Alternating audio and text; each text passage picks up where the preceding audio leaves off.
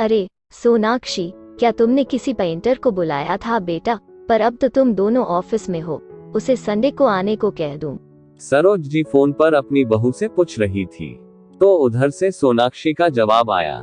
Oh no mummy, मैं तो भूल ही गई थी। प्लीज अब आप ही रंग पसंद कर लीजिए, और हाँ, शाम को कारपेंटर के साथ डिजाइन भी फाइनल कर दीजिएगा। सॉरी मम्मी, आपको ही देखना पड़ रहा है सब। मेरी अचानक से एक मीटिंग आ गई है शाम को। कोई बात नहीं बेटा, मैं देख लूंगी। कहते हुए सरोज जी ने पति के साथ मिलकर अपनी पसंद से सारे कलर्स और वॉलपेपर सिलेक्ट तो कर लिए, पर उस पेंटर के जाने के बाद उनका गुस्सा फूट पड़ा। अब तो हद हो गई इन बच्चों की। अरे भाई, अपना घर सजाने तक का समय नहीं है इनके पास, और एक हम हैं कि आज तक सास का घर संभालते रहे और अब बहू का संभाल रहे हैं। अपनी पत्नी की बातें सुन राजेंद्र जी मुस्कुरा रहे थे, पर अपनी पसंद बताते हुए सरोज की आंखों की चमक देख उन्हें कहीं ना कहीं सुकून भी मिल रहा था। आप तो हंसते रहो बस, और कुछ न कहो अपनी लाडली बहू से। अपनी ही गृहस्थी संवारने में भी इन आजकल की लड़कियों को रुचि नहीं। ये बात तो मेरे पल्ले पड़ने से रही। सरोज जी दुख और अचरज के साथ बोल पड़ी। वे याद कर रही थी किस प्रकार उनकी शादी के तुरंत बाद ही घर का सारा जिम्मा उनके सर आ गया था। सास ससुर की देखभाल के साथ साथ छोटे देवर और ननंद की पढ़ाई, और फिर शादी की जिम्मेदारी। घर तो क्या, अपने आप को भी संवारने का वक्त नहीं दिया था उन्हें। उनका पेंटिंग का शौक भी बस मायके के दीवारों को सजाने तक ही सीमित रह गया। देवर ने शादी के बाद अपना घर अलग बसा लिया था।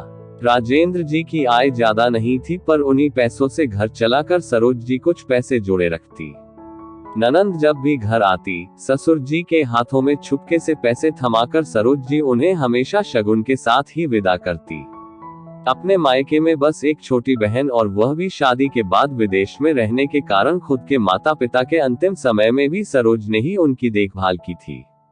आज भी सास ससुर के कड़क अनुशासन में रहते हुए और कड़वी बातों में छुपे उनके मीठे प्यार को समझते हुए सरोज जी हर रिश्ते को संजोए हुए थी, पर पति के साथ सुकून के 2 पल भी नसीब ना होने का गम उनके दिल में हमेशा था।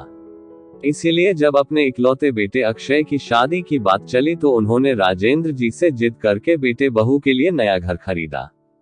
वे चाहती थी कि अक्षय और सोनाक्षी शादी के बाद रिश्तेदारियां निभाने से पहले एक दूसरे के प्रति अपना प्यार निभाएं। अपना घरौंदा अपने तरीके से सजाए संवारे, जहां न कोई पाबंदी हो और ना ही कोई जिम्मेदारियां। पर यहाँ तो गंगा उल्टी ही बह रही थी। शादी के 6 महीनों बाद नए घर का पोजीशन तो मिला, पर बेटे और बहू की नौकरी की वजह से वहां के इंटीरियर का सारा काम सरोज जी को ही देखना पड़ता। सोनाक्षी वैसे तो बहुत खुशमिजाज लड़की थी, और सासू माँ के साथ साथ अपनी अनुशासन प्रिय दादी सास से भी उसका रिश्ता बहु कम सहेली का ज्यादा था, पर अपने नए घर के सजावट में उसका कोई खास दिलचस्पी न दिखाना सरोज जी को अखर रहा था। जैसे तैसे 2 महीनों बाद इंटीरियर का काम खत्म हुआ, और सरोज जी ने घर में सबसे परामर्श कर गृह प्रवेश के लिए एक अच्छा सा मुहूर्त तय किया। पूजा की तैयारियों को लेकर वे खास उत्साहित थी। अपने मायके से लेकर सोनाक्षी के मायके तक सारे रिश्तेदारों को न्योता जा चुका था, पर अचानक अक्षय को काम के सिलसिले में कुछ दिनों के लिए लंदन जाना पड़ा। उसकी वापसी पूजा के दिन शाम को होनी थी, तो अक्षय ने पूजा में बैठने में अपनी असमर्थता जताई। इस बार सरोज के साथ साथ राजेंद्र जी भी काफी नाराज हुए, पर इतने कम वक्त में पूजा की तारीख बदली भी नहीं जा सकती थी, तो अंततः उन दोनों ने पूजा में बैठने का निर्णय लिया। गृह प्रवेश के दिन नया घर मेहमानों से भर गया। सोनाक्षी दिल से सबकी मेहमान नवाजी में लगी हुई थी, और पूजा में बैठे बैठे अपने बेटे को याद कर सरोज जी के आंखों के कौर गीले हो चले थे। आखिर शाम तक अक्षय वापस आया, तो राजेंद्र जी ने खुशी से कहा, बेटा, तुम दोनों के नए घर में तुम्हारा स्वागत है। तुम्हारी अनुपस्थिति में हमने पूजा तो संपन्न कर ली, पर मैं चाहता हूँ अब घर में पहला दिन तुम दोनों एक दूसरे के साथ बिताओ। और उन्होंने सारे रिश्तेदारों को अपने घर चलने की गुजारिश की। बच्चों को छोड़ जाने की बात पर सरोज जी भावुक हो उठी। उन्होंने बहू को गले लगाते हुए कहा, सोनाक्षी, भले ही मैं अक्षय की माँ हूँ, पर एक बेटी के प्यार का एहसास मुझे तुम्हारे साथ रहने पर हुआ। चाहे अब हम अलग रहे, पर तुम्हारी दादी सास और मुझे तुम्हारी याद बहुत सताएगी बेटा। आती रहना और सदा खुश रहो तुम दोनों। कहते हुए उनका दिल भर आया। तो क्या आप अपनी इस बेटी की एक और ख्वाहिश पूरी करेंगी मम्मी?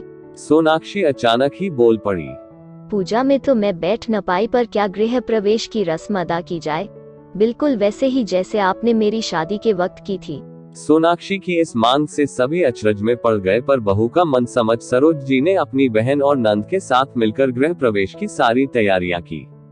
चावल से भरा कलश द्वार पर सजाकर आरती का थाल हाथ में लिए उन्होंने सोनाक्षी की ओर संकेत किया तो सोनाक्षी वह थाल दादी सास के हाथ में देते हुए सरोज जी का हाथ पकड़ उन्हें घर से बाहर ले आए और कहा, धकेलिए इस कलश को माँ और कीजिए प्रवेश अपने घर में। बहू के मुंह से ऐसी बातें सुन सरोज जी हक्की बक्की रह गई। ये क्या बचपना है सोनाक्षी? उन्होंने उसे लगभग डांटते हुए पूछा। तो अक्षय ने कहा, ये बचपना नहीं, हमारी ओर से आपके लिए सरप्राइज है मम्मा। इस घर में आज से मैं और सोनाक्षी नहीं बल्कि आप और पापा रहेंगे। अरे इसलिए तो काम का बहाना कर हमने आप दोनों के हाथों से पूजा करवाई, लेकिन ये घर तुम्हारे लिए। और दादा दादी राजेंद्र और सरोज जी के शब्द अति आश्चर्य के कारण गले में अटक रहे थे। नहीं नहीं, ऐसा नहीं हो सकता। आखिर सरोज जी ने अपनी बात पूरी की। क्यों नहीं हो सकता भला? अक्षय के दादाजी ने आगे आते हुए पूछा। पापा जी आप भी? सरोज को कुछ समझ में नहीं आ रहा था। हाँ बहू, हमारी रजामंदी से ही तय हुआ है यह सब। सच कहूँ तो बच्चों के इस अनोखे प्रस्ताव को सुन मेरी छाती तो अभिमान से फूल गई। इतने सालों के तुम्हारे त्याग और प्यार का ही ये फल है बेटा। तुम्हें तो अपनी परवरिश पर गर्व होना चाहिए। ससुर जी ने अपना कपकपाता हाथ सरोज के मस्तिष्क पर फेरते हुए कहा। अपने पोते और पोता बहू को देख उनकी आंखें खुशी से छलक गई।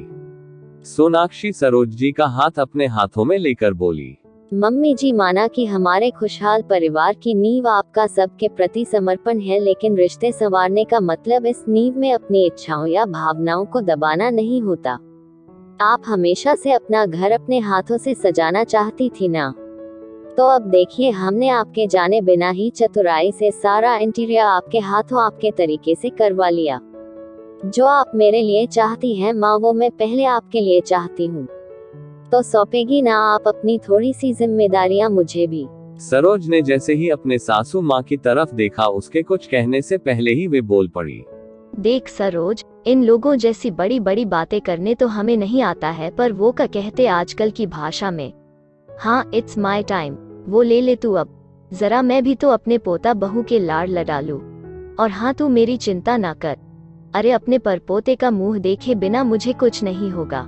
और हंसते हंसते उन्होंने अपने आशीर्वाद का तिलक अपने बेटे और बहू को लगाया। सरोज जी की आंखें निरंतर बह रही थी। उन्होंने एक हाथ में अपनी सास और दूसरे में अपनी बहू का हाथ लेकर जैसे ही अपने अरमानों का कलश अंदर की ओर धकेला तो चावल के हर एक दाने के साथ हजार